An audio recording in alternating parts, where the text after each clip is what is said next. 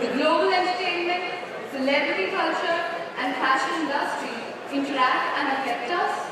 The relationship is indeed subtle and interesting.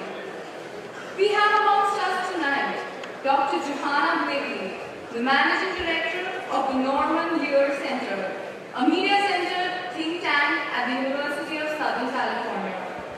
She said, "One of the side effects of the culture of copying is the establishment of trends, which is a magical thing. How does it happen? Because it is legal in the fashion industry for people to copy one another."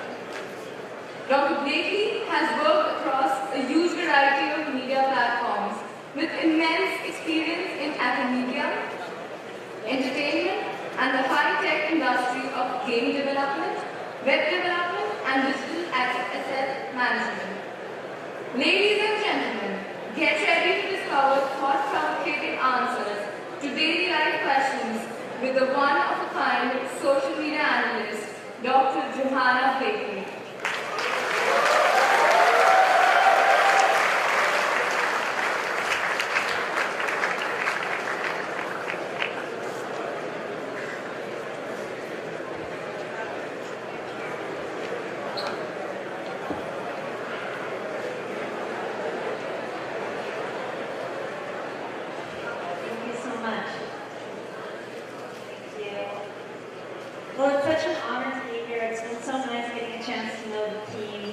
The Department of Pet team, which I think is totally appropriate time. Very incredible group of people, and I think all of us, all of the speakers who have come in have been so impressed that this is really, truly a student-run conference. And it's such a complicated thing to do logistically that I just want to congratulate you in advance for having done such a wonderful job so far. And I just want to thank again Saransh for actually inviting me here.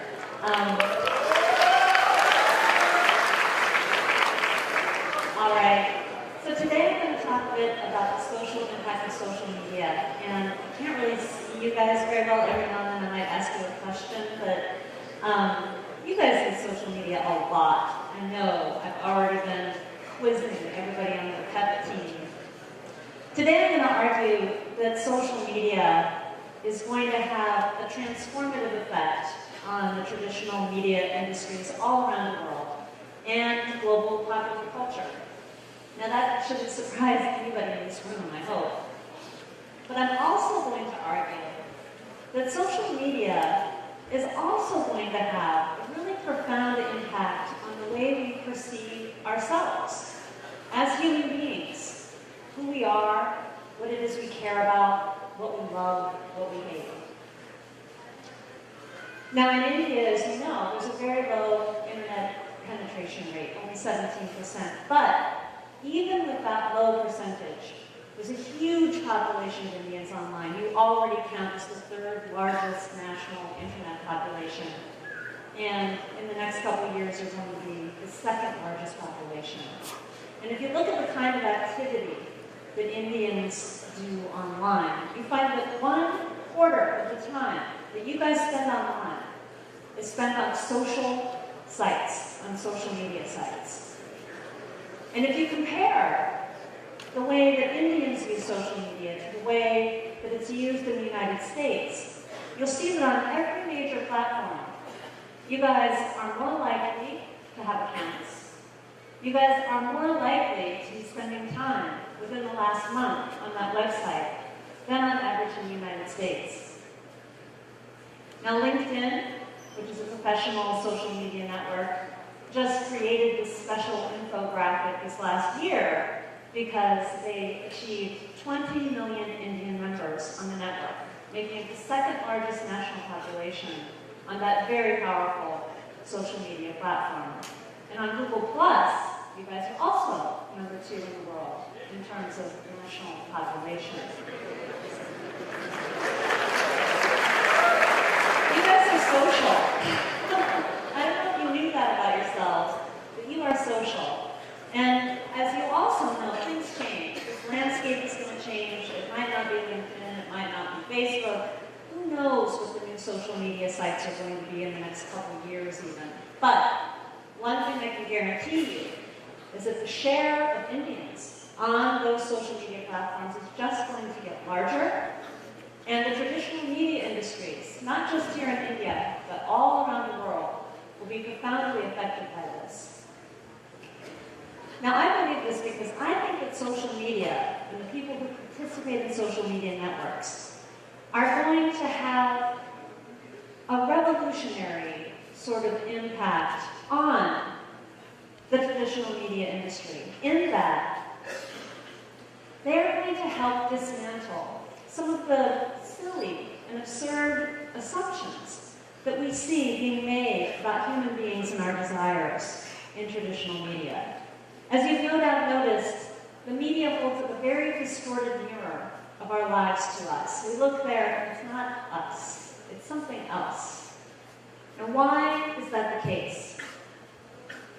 Well, I think the main reason is that all media industries, really everywhere around the world, still use demographic segmentation in order to understand audiences.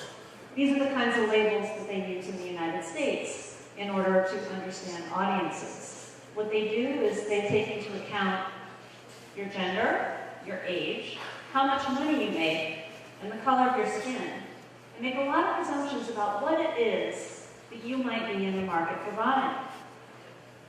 Now, the reason they've done this is not because it's the smartest way to do it, it was just practical. Because they couldn't possibly figure out what every single individual member of a very large audience was interested in. And so instead they took a shortcut. Well, if I know the age, if I know the gender, if I know how much money they make, if I know where they live, I'll have some notion of what their interests might be. And interests might predict purchasing behavior. And that's what marketers and advertisers really want to know about. So if you ever wonder, why do I hear what I hear on the radio? Why do I see these magazine covers? Why do I see these images on screens large and small? Well, the underlying logic of all of that mass media material is really quite literally the assumptions that are being made by media broadcasters, by marketers and advertisers about the interests of the specific demographic groups that they're trying to deliver to an advertiser. So it's not necessarily based on data. It's based instead, quite often, on stereotypes. Now, at the Renner Center, we've been studying the traditional media industry for many years now, and looking in particular at how demographic audience segmentation has affected the media business, the advertising business. And in the last several years, of course, we've paid a lot of attention to social media and how it has disrupted this system. In the old media system, this is how they would divvy up an audience, right? Age is incredibly important to marketers and advertisers. That's how you monetize audiences. But you introduce digital networks and social networks, and suddenly these people who belong to these very convenient little categories kind of reorganize themselves. They don't reorganize themselves by age or by gender. They reorganize themselves by interest, right? You're pursuing what you're interested in, what you care about, what you want to know more about. And so you end up having the opportunity to make connections with people that you never could make connections with before. Geography and national boundaries don't matter as much, obviously, in the global internet system. And also, it's kind of easy to hide your gender. It's pretty easy to hide your age. Sometimes these things are not obvious at all. And it's all in pursuit of what you're interested in. I don't know if you've seen this cartoon before. It's very popular in the United States. Oh, you probably can't see it very well. It says, on the internet, nobody knows you're a dog. And it's true, marketers and advertisers also can't necessarily tell how much money you make, where you live, how old you are, what your gender is. They make a lot of assumptions about it still, because this is the way that they deliver audiences to advertisers still. They use a lot of surveillance technology, as people in this room obviously know, in order to figure out what you're doing online, so that they can try to sell you something. The Wall Street Journal did a wonderful series of articles called What They Know.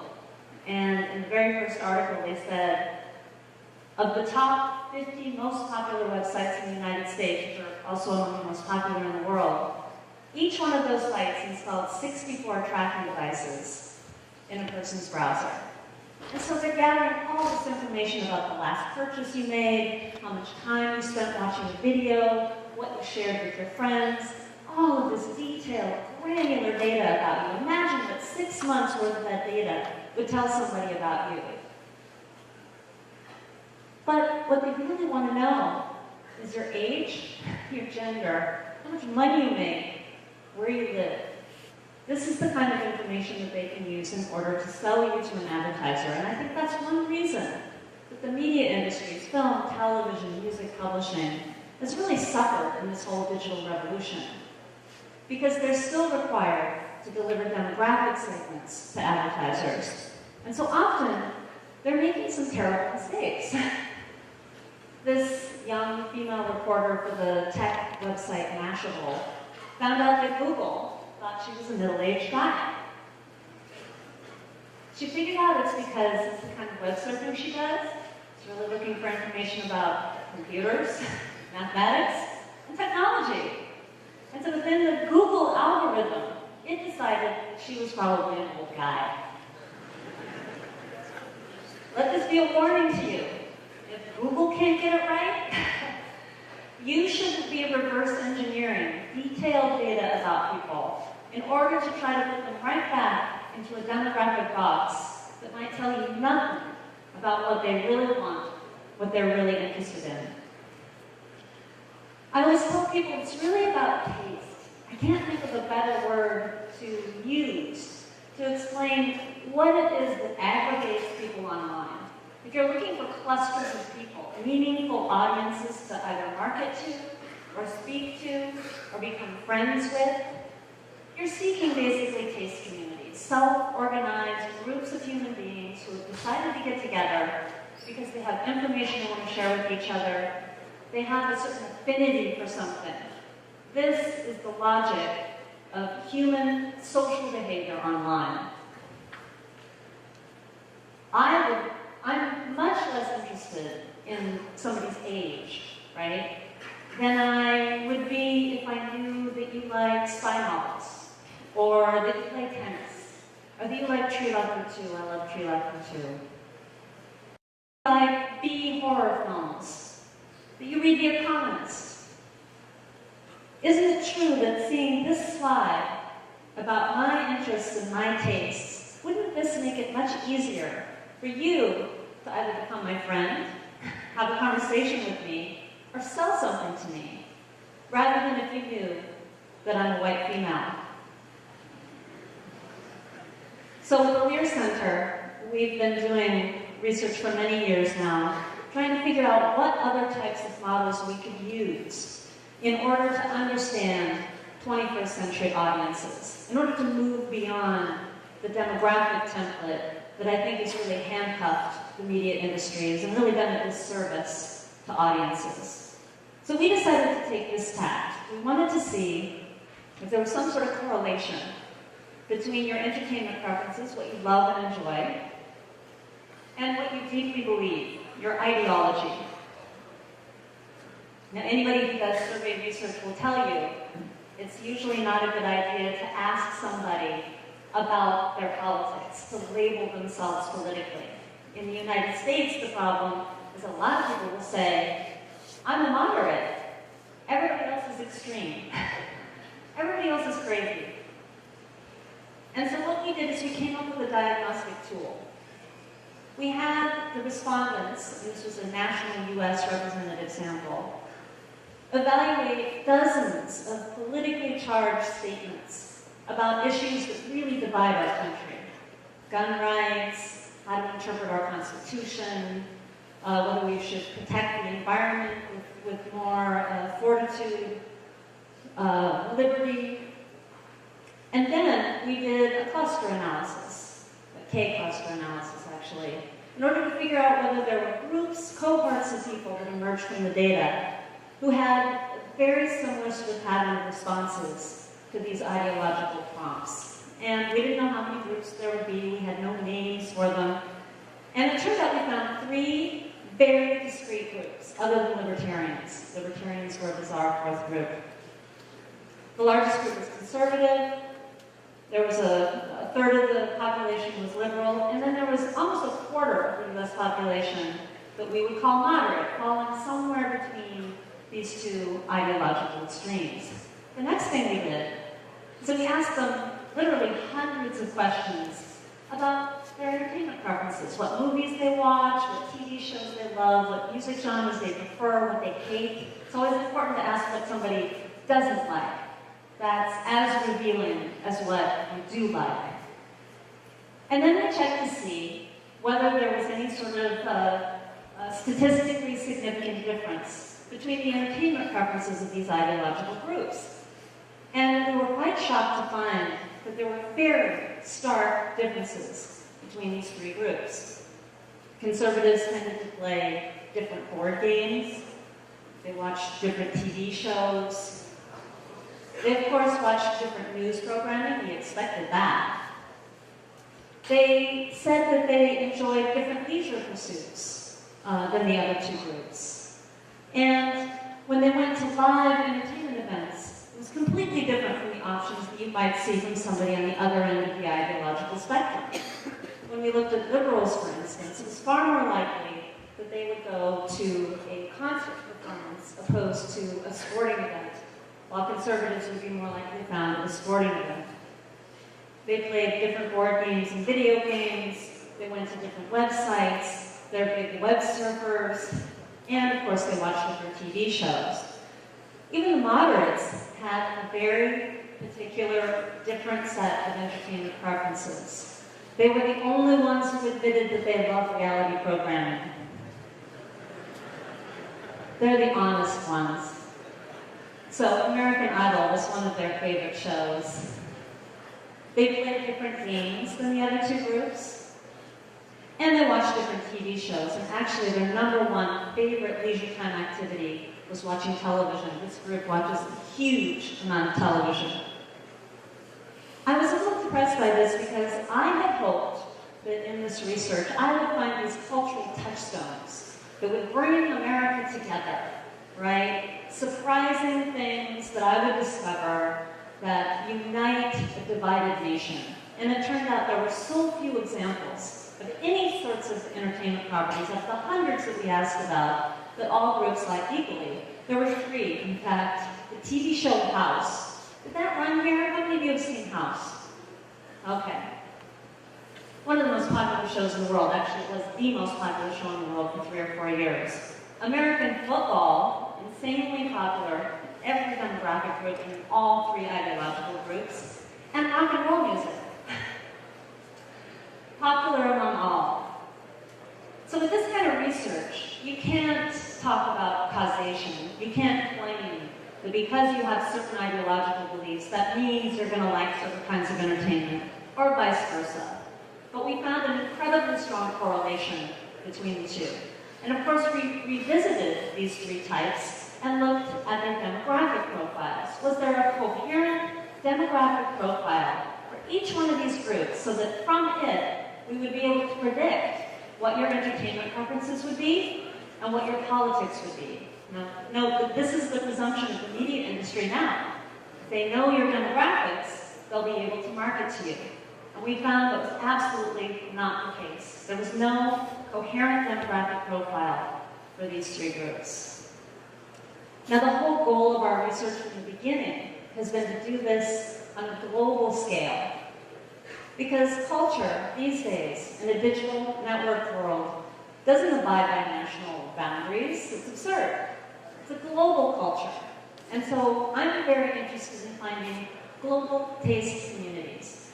Unfortunately, it's a very expensive thing to do, a very difficult thing to do logistically. And so we've just been sampling in various countries so far. And recently we had the opportunity to do this in Tunisia, which is basically the cradle of the Arab Spring. And it was an excellent opportunity to re-administer the survey in a different country, of course with different questions, but also on a completely different platform. We did it on mobile phone. And it was a survey that would work with dumb phones and with smartphones. We found, unfortunately, There was mostly only smartphone users who responded to it. We immediately got 2,300 responses from Tunisians. And it was a wonderful way to sort of get a portrait of a generation, young and wired, in Tunisia, the people who are really going to take the Arab Spring somewhere. Where are these people going to take it? This was the question that was in the backs of our minds. We had to create a shortened survey, of course, because it's on a mobile phone, and so it can't be as long as the original one we did. So we focused mostly on cultural politics, what their attitudes were about the relationship between religion, for instance, their religious beliefs, and their entertainment preferences, and also the role that the government should play in terms of their entertainment consumption in their country. We asked them about some specific things that had happened recently in Tunisia. For instance, the animated film Persepolis had aired on television, and it included in it an image of God. And so the director of that television network was actually charged an exorbitant fee. So we asked whether that was appropriate. We also asked them what they thought about the extremely violent protests that emerged around the anti-Islamic film Innocence of the Muslims. Based on their responses to these questions and others, we were able to find some very coherent clusters. We were surprised that only 13% of these highly wired young Tunisians were considered liberal. A large cohort were moderates, but the largest group were conservatives. And that was by far the most interesting group to us, in part because it really toppled just about every stereotype we had about conservative Middle Eastern preferences for entertainment in terms of their ideology. It turned out the Tunisians, who had incredibly conservative beliefs about cultural politics, had a lot of entertainment preferences that were directly in line with liberals in the United States. For instance, they said that their favorite leisure time activity was surfing the web. And they far preferred playing video games to reading, which was the more conservative preference in the United States. And when they do read, they don't like reading religious books and history. No. They like reading science fiction and romance novels.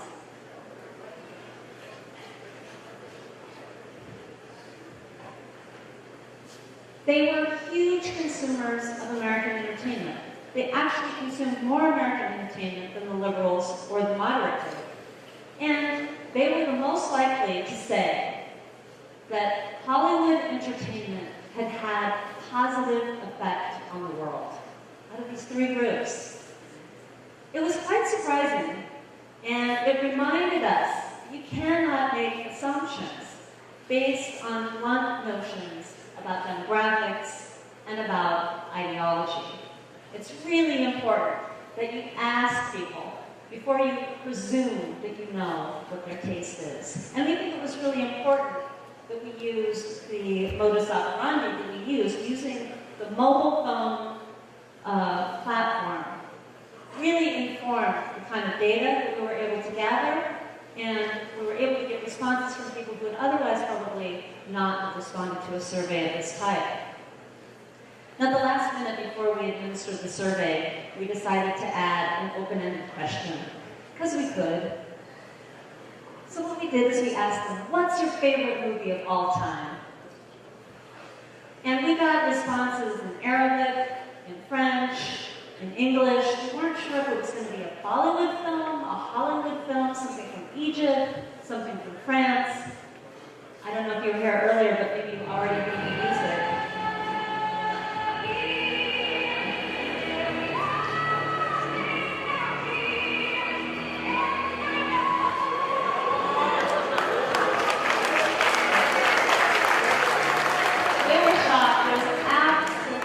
No competition. And remember, this was the majority very conservative respondents to our survey. But an American film, Titanic, came out as by far, head and shoulders, the #1 favorite film in the sample. Now, ever since the Cold War, we've certainly noticed in the United States that popular culture really has the power to bridge even the most bitter ideological and national divides. There's something magical about storytelling, about music, and we're often sort of surprised that these things can bridge these divides. I mean, who can explain to me why Baywatch, The Bold and the Beautiful, TV show House were at separate times the #1 shows in the entire world? Why is it that Harry Potter is such an obsession for Brazilian kids? Why are Chinese kids obsessed with LeBron James? These are not trivial questions. I think entertainment preferences often go unrecognized as very powerful signals of both personal and social aspirations. If you know what it is that gives people pleasure, what they are huge fans of, what they care about, that is really the most important thing you can probably know about somebody. Not only if you're trying to date them, or trying to be their friend, try to give them a gift, but also if you're trying to market to them, if you're trying to sell them something, an idea or a product, this is the most important thing that you could know. Now, of course, I think that social media provides the key to this quandary, to this puzzle. What is it that people want? What do they care about? Or they're talking about it right now on social media. You've been talking about it in social media. If we just take the time to do the data analytics to understand this, we will have a much clearer view of humanity, who we are, what we care about. And I can't emphasize enough how important mobile platforms are.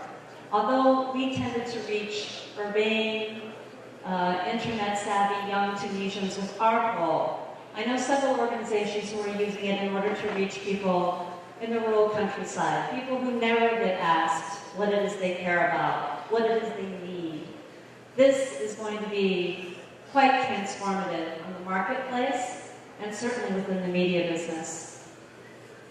Now, it's a huge challenge just because we know there are people online sort of confessing what it is they care about. It doesn't necessarily mean that it's easy to find them. Most companies would rather build a website and have people come to it. And then they can capture web analytics about the behavior on the site, and they can hopefully sell them something, right? That was the promise of the web. Well, that's just not the way things have unfolded. What's happening now is that audiences are switching among platforms, they're moving about, creating their own content, illegally sharing all kinds of stuff. It is a wild west out there. It's very difficult to locate and capture these audiences. And in some ways, I love this sort of formulation from a colleague of mine who's now at NYU. She was at MIT when she wrote this dissertation. That because of the structure of our past media system, audiences that exist now are really quite unimaginable. We can't understand them because we never had, as audience members, this kind of agency, this kind of power to create our own playlists, to respond back, to create our own channels. It's an entirely new world for the media industry. And part of the mission of my research institute is to make these unimaginable audiences imaginable. And one of my colleagues at the Annenberg School for Communication, that's where I'm based, at the University of Southern California, is Professor Henry Jenkins, who used to be at MIT for many years. We stole him away from schools. So he just co-authored a book, a wonderful book that I teach in my class. And it's really about the power of audience members. It's about networked culture, and it's about the power of invoking audiences, asking audience members to basically be the ones who broadcast what's important and what's good. Instead of paying for a huge marketing budget for a blockbuster film, instead you toss it out to the world. You let them decide whether they would like to market it themselves. It's really about spreadable media opposed to sticky websites. Now, how many of you have heard of Upworthy? Actually, a few more than I thought. This is Eli Pariser's latest venture, very innovative, bizarre new company with a strange mandate. They don't really have a website. They don't have links anywhere online. They don't create content, really. They just repurpose content that they find around the web, things that they believe has some sort of socially progressive value. They get a lot of money from foundations to try to spread this information that they think is good for people. Information that gives you a greater level of knowledge about the world. And so what they do is they tweak this content as much as they can in order to try to make it tasty and interesting to audiences. And then they just let the audiences decide whether it's worth spreading. Now these are the stats from December 2013 in terms of the number of average shares of pieces of content from these various websites. These are all the most major media properties in the United States. And Upworthy completely clobbered all of the competition with an average of 75,000 shares for every single piece of content. This is spreadable media. This is the way that you interact with audiences right now in this new media ecosystem. So of course I think social media is playing a key role in this revolution.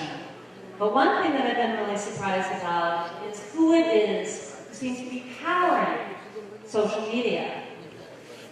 As I was doing research on the future of television and how it was being impacted by social media, I kept stumbling across these stats about how women outnumbered men on various social media platforms. And I thought, I wonder if that's the case all around the world.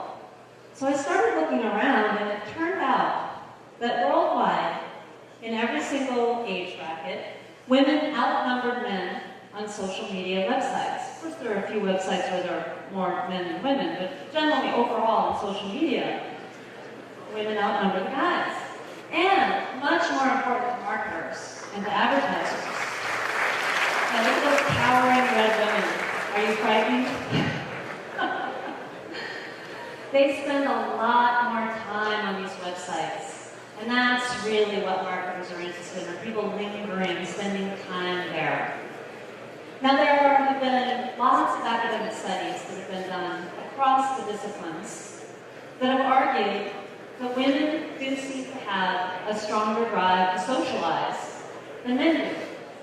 Who knows what the reason might be? I have some ideas. So it shouldn't be all that surprising that once women are allowed to get online, and as you know, in many traditional cultures they really aren't, once they get online, you cannot keep them off of social media sites. Try. Just try. So let's look at India. In 2010, and remember, there's only about 17% internet penetration in this huge country now. In 2010, 22% of India's internet population were women. By 2013, that share of women increased by 77%. I really have no doubt that we will be erasing the digital gender divide in this country within the next couple of years. Between rich and poor, not so much. But between men and women, yes. And one reason I believe this is the case is because corporations, global corporations, want Indian women online. They know that they spend a lot of money.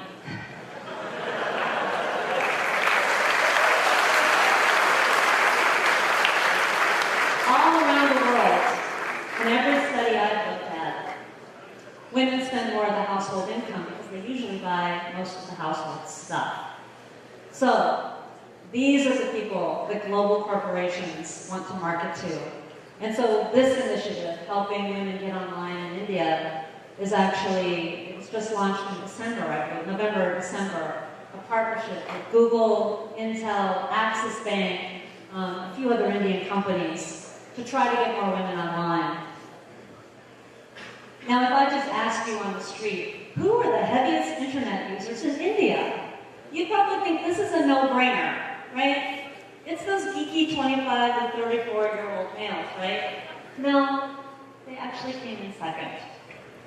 According to a ComScore study from just last year, it turns out that the heaviest users of internet in the age gender brackets was 35 to 44-year-old females. And it turns out that women, just like women all around the world in the other studies that I've seen, once women in India get online, on their mobile devices, for instance, they're spending almost half their time on social websites. For men, it's more about a third. And it turns out that women are far more aggressive users of apps on their phone, using apps twice as much as men do on their phones. One very popular one, as they no doubt know, and I've been using constantly here in India to communicate with the PEP team, is WhatsApp. Women use the messenger feature 3 times more than men do. There's 20 million Indians on WhatsApp right now. And my friend in the United States, she said, oh, the way my friends in India use WhatsApp, it's like Facebook. They've got broadcast lists, they're posting these videos. So it's this very clever way of basically having a Facebook social media experience in a texting app, a cheap texting app. So women are really driving this revolution. And why is this important? It's because one of the things that I love about social media is that it does make the voices of people who haven't necessarily been heard before a little louder.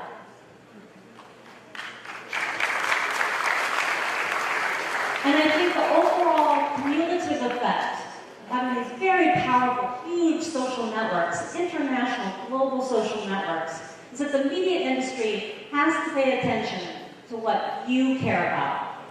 It used to be much easier for them to ignore what you cared about. Now they have to listen. And I'm looking forward to a day when the media system that we see before our eyes, on TV screens, on phone screens, and magazine covers, that it's more responsive to what we care about, to who we are, to our aspirations, that it responds to our real fears, and that it helps us see what we might become. All right, I want to thank you for your attention, and I want to thank my team for their help with this presentation. Thank you.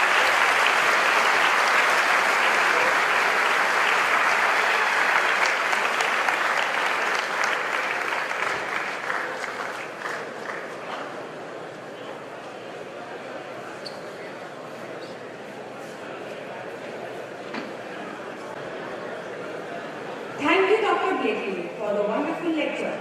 Please join me in a round of applause for her.